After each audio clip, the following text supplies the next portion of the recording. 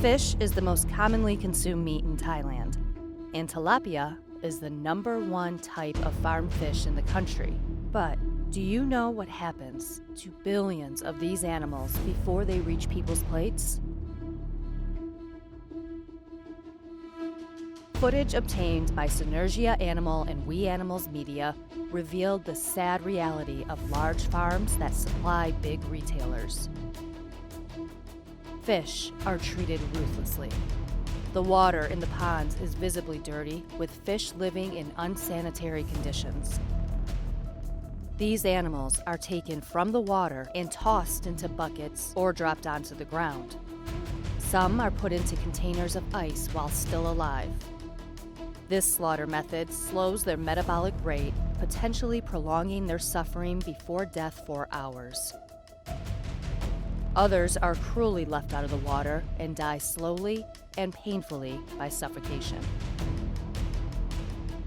Smaller farms are problematic too. In this tilapia farm that supplies traditional markets, many fish had signs of disease and bacterial infection, such as bulging white eyes. Sick fish were left to die in the ponds, where they were eaten by others. Tilapia are usually a herbivorous species, but here they are given meat in the form of fish meal.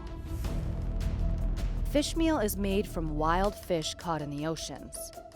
According to the FAO, the use of this type of feed in aquaculture contributes to overfishing and represents a significant threat to the ocean's biodiversity. But the struggle on the farms is not the end of the suffering for these animals. Fish are transported to markets alive, which often leads to further injury, and many fish die en route to their destination. Here at Klong Toi, the largest wet market in Bangkok, live fish have their heads smashed with a cleaver.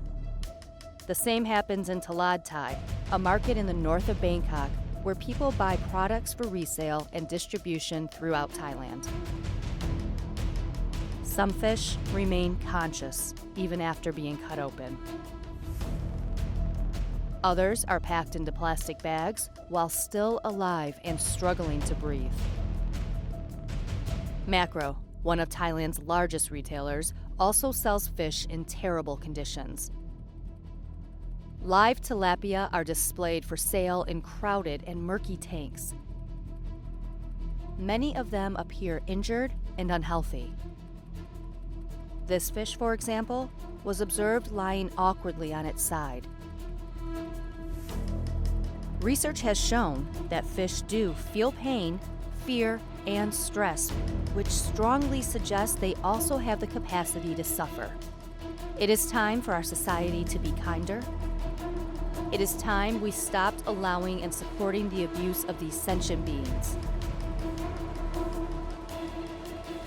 Please, urge retailers and producers to be more humane and tell Makro to stop selling live fish.